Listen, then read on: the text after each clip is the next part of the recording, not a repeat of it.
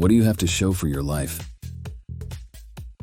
Are you one of those people who crave to drink so deeply of life, to suck its marrow out, to use Henry David Thoreau's phrasing, that you run around like a headless chicken dying of thirst in a spiritual desert? Are you aware of the nature, the energy of what you choose to experience, how it impacts you and daily directs the course of your life? Or do you feel that someone or something else is directing you? There are many pandemics in today's world, some less imaginary than others.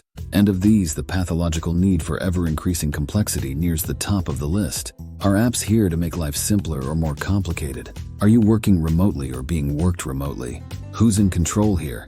You or forces seemingly beyond your control? Complexity is the simplicity killer, which is a shame because simplicity usually brings long life and good health. Simplicity isn't simple, or at least doesn't have to be. Simplicity can be a lifestyle choice, the result of a decision to turn on, tune in, drop out, as Timothy Leary nuanced Thoreau's signature meme of marching to the beat of one's own drummer. You know you've lost your simplicity when you've found your busyness. A packed schedule is a telltale sign of decenteredness. Goal-oriented behavior is what's marketed, material success being the name of the game. And all the while our personal and collective stress builds, maims, and kills. Born Mildred Lizette Norman and later adopting her famous moniker, Peace Pilgrim grew out of her early flapper phase of frenetic social engagement to become a well-known American spiritual teacher and peace activist. The first woman to walk the full length of the Appalachian Trail in a single season, by 1964, carrying only a toothbrush, comb, pen, and map. She had walked 25,000 miles to bring attention to, among other things, the lost life-giving art of simplicity in a world dying, figuratively and literally, of overcomplexity. By today's social media-enforced standards, she might easily be considered a simpleton, as could Thoreau. Yet how many of those sitting comfortably in virtual judgment could or would live such a meaningful and memorable life replete with real challenges large and small? Indeed, how many judging simpletons today could even comprehend that intentional simplicity might be a far more satisfying and enriching lifestyle than their own frenzied narcissistic pursuit of satisfaction and riches? Many literary scholars and historians consider Thoreau to be one of America's greatest philosophers, if not writers, so I take what he had to say on one of his favorite subjects, the importance of simplicity, which to him was like the salt of the earth, with more than a grain of salt. I went to the woods because I wished to live deliberately, he wrote in one of the most iconic passages in Western literature, to front only the essential facts of life and see if I could not learn what it had to teach, and not when I came to die discover that I had not lived. He continued, I did not wish to live what was not life. Living is so dear. Nor did I wish to practice resignation unless it was quite necessary. I wanted to live deep and suck out all the marrow of life, to live so sturdily and Spartan-like as to put to rout all that was not life, to cut a broad swath and shave close, to drive life into a corner and reduce it to its lowest terms. How many in today's busy, complex, mostly online world would, or could, undertake such a passage?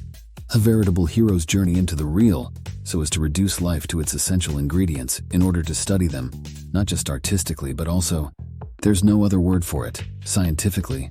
Thoreau definitely put his money, what little he had or needed, where his mouth was, avoiding the pitfalls of a controlling career and others' onerous expectations, and whittling away non-essentials until he could live comfortably by working only a day a week. Much of the rest of his time he spent pursuing his passion, writing, and the world is a less dark place for it. As children, we're taught to live well and strive to be the best we can be, but we're never really encouraged to contemplate for ourselves what living well and being our personal best actually mean for us as individuals. Instead, we accept the party line, which I sum up in my forthcoming novel Beginner's Luke as agreeing to tick off the appointed stages one by one through midlife crisis to forced retirement, to doddering senility to death without dignity.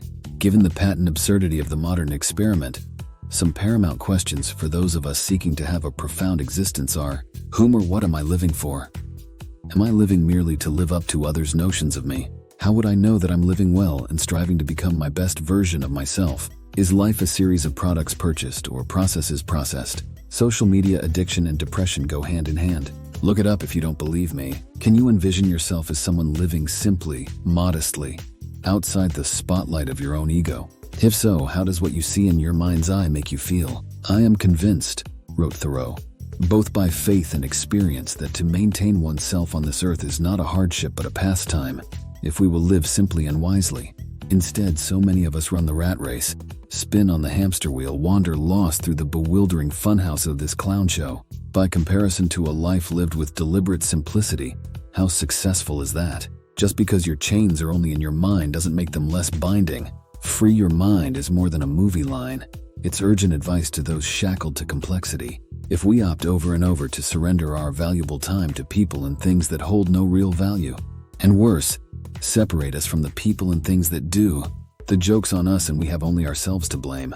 Time exists until it doesn't. Here today, gone tomorrow. What will you say when the Grim Reaper asks, what do you have to show for your life? In a world of many time-consuming pursuits, most utterly meaningless, if your answer is not much, it's at least worth considering that you've spent your time wisely. Sharing is caring and subscribing is vibing. To like is human, to comment divine. This video develops certain ideas from the author's new book, The World Cult and You. Read or listen to it today with your free trial at luckmansubstack.com.